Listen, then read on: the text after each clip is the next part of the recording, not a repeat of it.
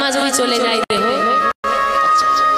পাখি না থাকলে যেমন খাতার যত্ন হয় না, যতদিন আত্মা আছে কত সুন্দর করে দেহটা সাজিয়েছি, একটুখানি আঘাত লাগলে কত মলম লাগিয়েছি, আর এই সুন্দর দেহটাকে আত্মা যখন চলে যাবে বাড়ি মেরে মেরে এতটুকু দয়া মায়া দেখাবে না। তাই বলছে ওই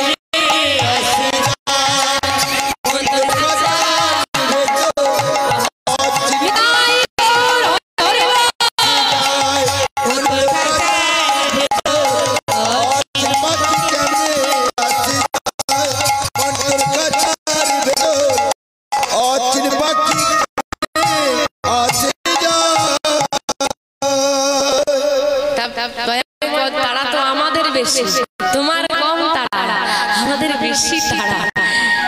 ছেড়ে দিলে যে আর পাওয়া যাবে না, সময়টা যে কম, ছেড়ে দেব না এমনটা নয়, তোমাকে ধরে রাখা শাস্তি কার, ছেড়ে তো দিতেই হবে।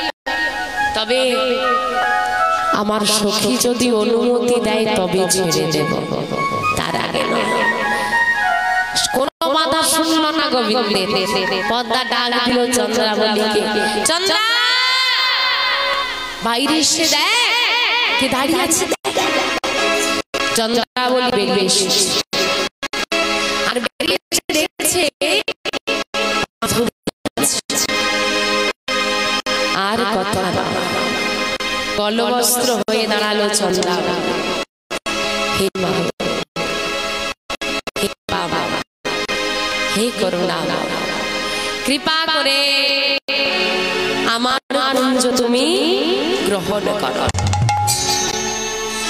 ভগবানের কাছে ভক্তের নিবেদন, আমরাও ভগবানের কাছে যাই, আর যে বলি টাকা দাও, গাড়ি দাও, ছেলে দাও, মেয়ে দাও, শুধু চন্দ্রাবলী এসেছে ভগবানকে কাছে নিবেদন করছে কি, আমার কুঞ্জ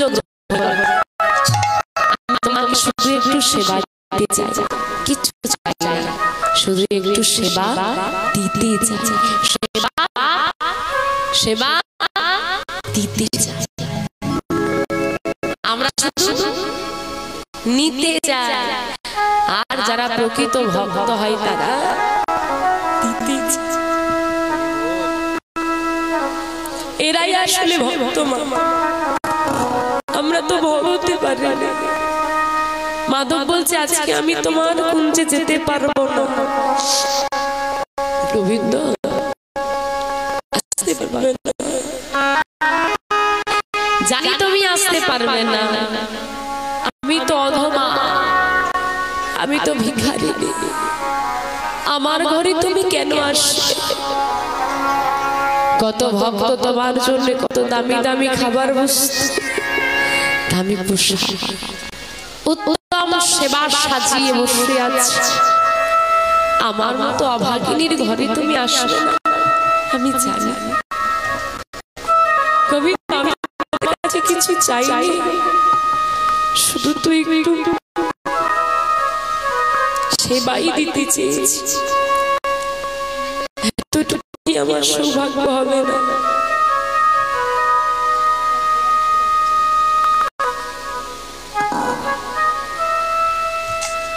এই যে ব্রজের প্রেম,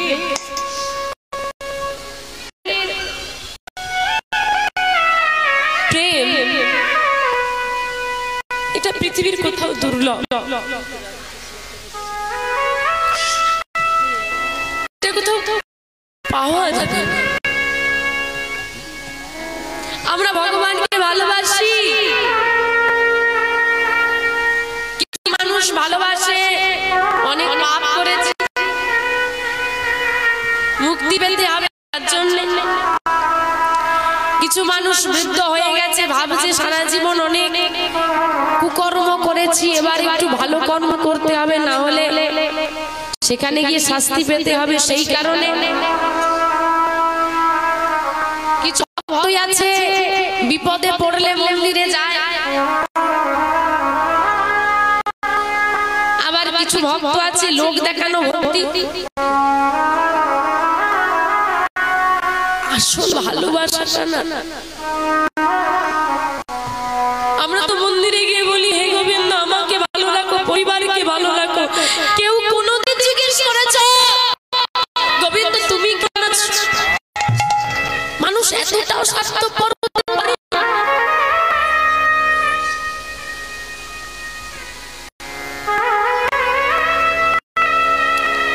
নারদ গেছেন, নারদ মুনির মনে অহংকার এসেছিল। নারদ তো সবসময় নাম সবসময় নাম, সব তার মনে দিন হঠাৎ প্রশ্ন জাগলো, অহংকার এলো, কেউ এত নাম করতে পারে না। এত যদি কেউ নাম করতে না পারে তার মানে আমার থেকে বড় ভক্ত কেউ, আমি বড় ভক্ত, আমি অহংকার। ভগবান অর্থজামিনী জানতে পেরে গেল। নারদ তুমি না জগতে আমার জন্য কত মানুষ পাগল হয়ে বসছে। নারদ মনে চিন্তা করছে আমার প্রভুর কথা যখন মনেই পড়ে গেছে দেখা করে আসে। নাম গাইতে গাইতে এসেছে, আর বাবা ভগবানের কাছে প্রবেশ করছে, দেখছে ভগবান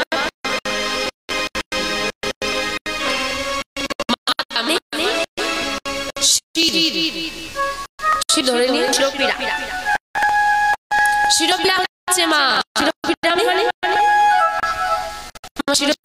মাথার যন্ত্রণা হচ্ছে, ধরে প্রভু কি হয়েছে তোমার? প্রভু কি হয়েছে তোমার? আমার বড় কষ্ট হচ্ছে না, কি হয়েছে তোমার? আমাকে বলো, একবার বলো আমাকে। আমার বাবু শিরোপীড়া মানে মাথার যন্ত্রণা হচ্ছে। কি করতে হবে বলো? কি করলে তুমি ঠিক হয়ে যাবে বলো না? কি করলে তুমি ঠিক হয়ে যাবে বলো? আমাকে তুমি বৈদ্যকে ডাকবো, বৈদ্য ডাকবো? আমার কাউকে লাগবে না। তাহলে কি লাগবে? কি হবে? নারদ তুমি কি আমাকে একটু ভক্ত চরণ ধুলা এনে দিতে পারবে? ওই চরণ ধুলা আমার শিরে লাগালেই আমি ভালো হয়ে যাব। ভক্তের চরণ ধুলা? নারদ তো বড় ভক্ত তাই না? তোমার নারদ বড় ভক্ত তো, মনে অহংকার। তুমি তো বড় ভক্ত, দাও দাও দাও, আমার খুব কষ্ট হচ্ছে, দাও নারদ তোমার চরণ ধুলা ভাই দাও, দাও নারদ। আমি যাচ্ছ করতে পারছি না। না প্রভু, ছি ছি ছি করে বলো না প্রভু, তোমার তুমি ভগবান, আমার না আমার চরণ ধুলা তোমার মস্তকে দিলে আমার পাপ হবে, আমি নরকে যাবো, আমার অপরাধ হবে, ক্ষমা করো প্রভু, আমি তোমাকে দিতে পারবো না। তুমি দিতে পারবে না? দাঁড়াও প্রভু, তোমাকে কষ্ট পেতে হবে না, আমি আমি আমি ব্যবস্থা করছি। রুক্মিণী সত্যভামা সর্বদা তোমার সেবা করে, তারা তোমার সহধর্মিণী, তারা নিশ্চয়ই চরণ ধুলা দেবে। দাঁড়াও দাঁড়াও দাঁড়াও, আমি আসছি। রুক্মিণী সত্যভামার কাছে গিয়ে বলছি আমার প্রভুর বড় শিরোপীড়া হচ্ছে, চরণ ধোলা লাগবে তোমাদের চরণ। নারদ, দ্বিতীয়বার এই কথা আর উচ্চারণ তুমি করবে না। আমার স্বামী প্রভু সে, ভগবান সে, কি করে চরণ ধোলা তার মস্তকে দেব? অপরাধ হবে না, পাপ হবে না, আমরা দিতে পারবো না। সারা জগৎ ঘুরে নিল গো, কত বড় বড় কেউ দিল না। ভয় একটাই, কি ভয়? কি ভয় মা? পাপ হবে, অপরাধ হবে, নরকে যেতে হবে, নরক বাস হবে। কেউ দিল না। প্রভু আমার যন্ত্রণায় এলো বৃন্দাবন, মধুময়ী শ্রী বৃন্দাবন। নারদ মুনিকে দেখতে পেয়ে যমুনার ঘাটে স্নান করতে নাম ছিল সখীগণ, ছুটে এসেছে। নারদ, কৃষ্ণ কেমন আছে? প্রথম প্রশ্নটা, কৃষ্ণ কেমন আছে? ভগবান আসেনি গো, ভগবান আসেনি। ভগবানের একজন দূত এসেছে। আমাদের যার সঙ্গে দেখা, আগে তাকে জিজ্ঞেস করি কেমন আছো, কি খবর।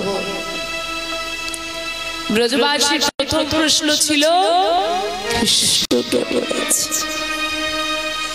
ভগবানের একজন দূতকে দেখে সখীরা জিজ্ঞেস করছে কৃষ্ণ কেমন আছে। আর আমরা স্বয়ং ভগবানের কাছে যাই, মন্দিরে যাই, তবু কোনোদিন করি না তুমি।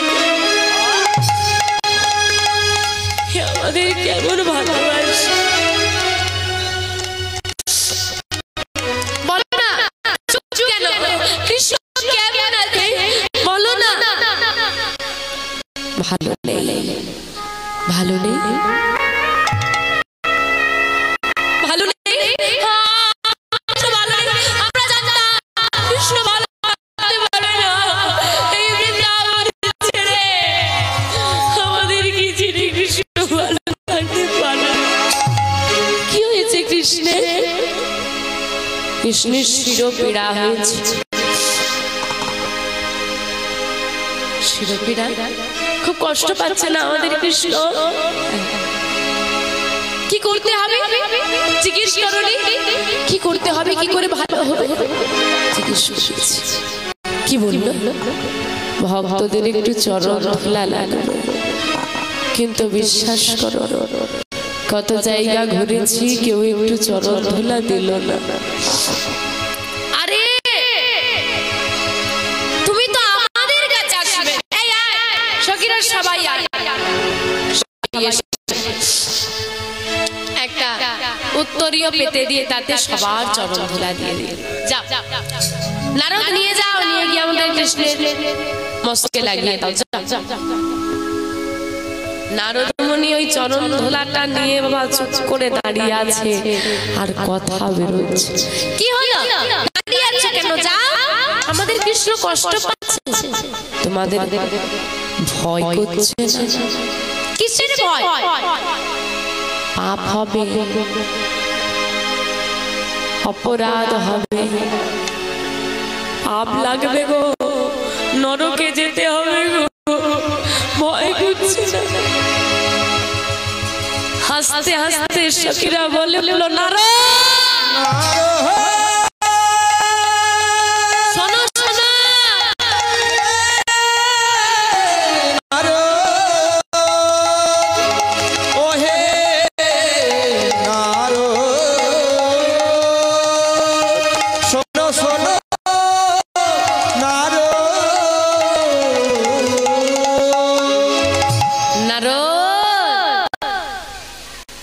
আমরা নরক যন্ত্রণাকে ভয়,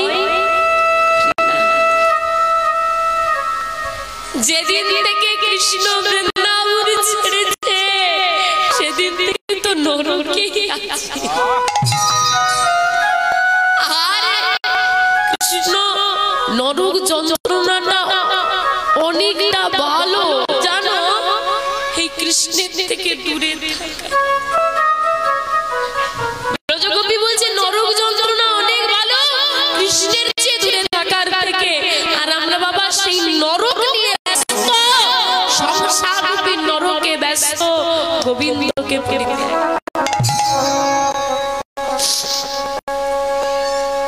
কৃষ্ণ কষ্ট পাচ্ছে, এই যে চরণ ধুলাটা দিলাম, কৃষ্ণের শিরোপীড়া ভালো হয়ে যাবে, আমাদের কৃষ্ণ ভালো থাকবে।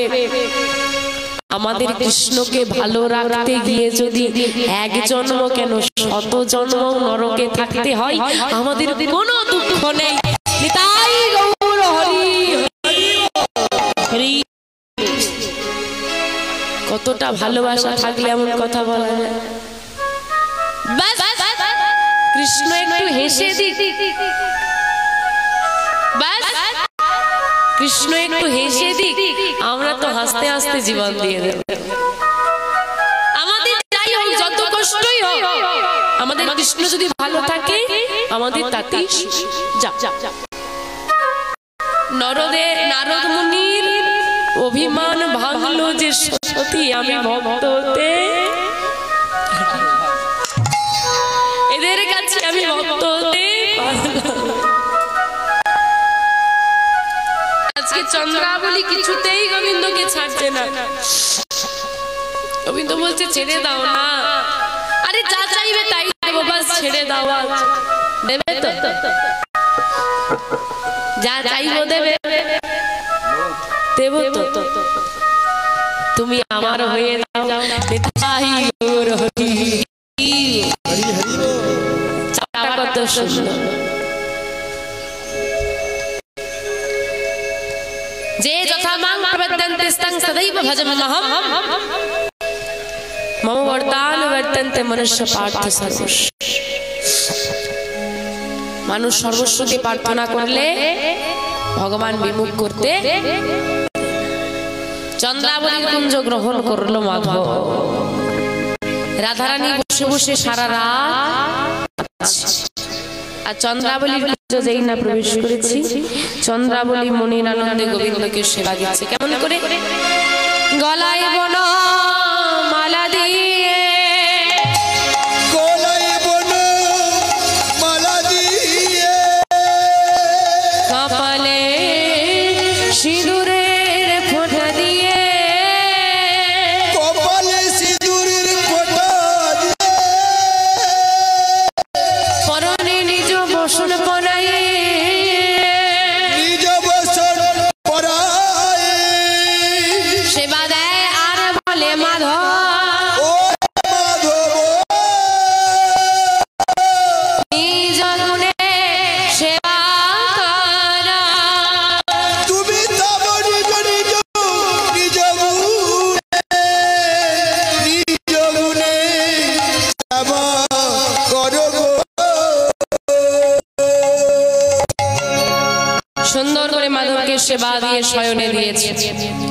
এদিকে রাত হয়ে গেছে, রাধারানী বসে বসে কাঁদছে, আর মাধবকে শয়নে দিয়ে চন্দ্রাবলী বসে বসে মাধবের সেবা করছে।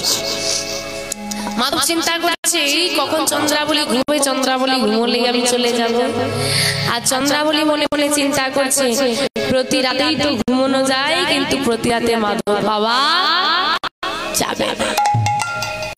সারা রাত জেগে বসে বসে চরণ সেবা করছে। এইবার চরণ সেবা করছে, কিন্তু ঘুম তো আসছে না। গোবিন্দ চিন্তা করলে না, এইভাবে হবে না, অন্য পথ অবলম্বন করতে হবে। মনে মনে স্মরণ করলেন যোগমায়া। যোগমায়া যেই না যোগমায়া স্মরণ করেছে, যোগমায়া মায়া বলে চন্দ্রাবলীকে ঘুম পাড়িয়ে দিয়েছে। যেই না ঘুম পাড়িয়ে দিয়েছে, চন্দ্রাবলীর কুঞ্জ পরিত্যাগ করে মাধব বাইরে এসেছে। আর যেই না বাইরে এসেছে, বাইরে এসে মাথায় হাত পড়েছে মাধবের। সর্বনাশ হয়ে গেছে। কি হয়েছে? গধূলি বেলায় মিলন হওয়ার কথা ছিল, আজকে গধূলি বেলা পেরিয়ে সন্ধ্যা পেরিয়ে রাত্রি পেরিয়ে প্রভাত হয়ে গেছে।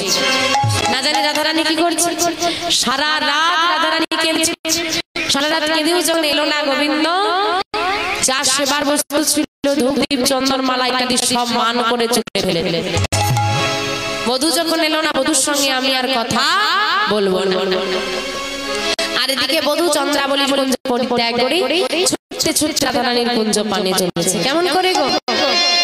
হেতা চন্দ্রাবলী শনে কুসুম কান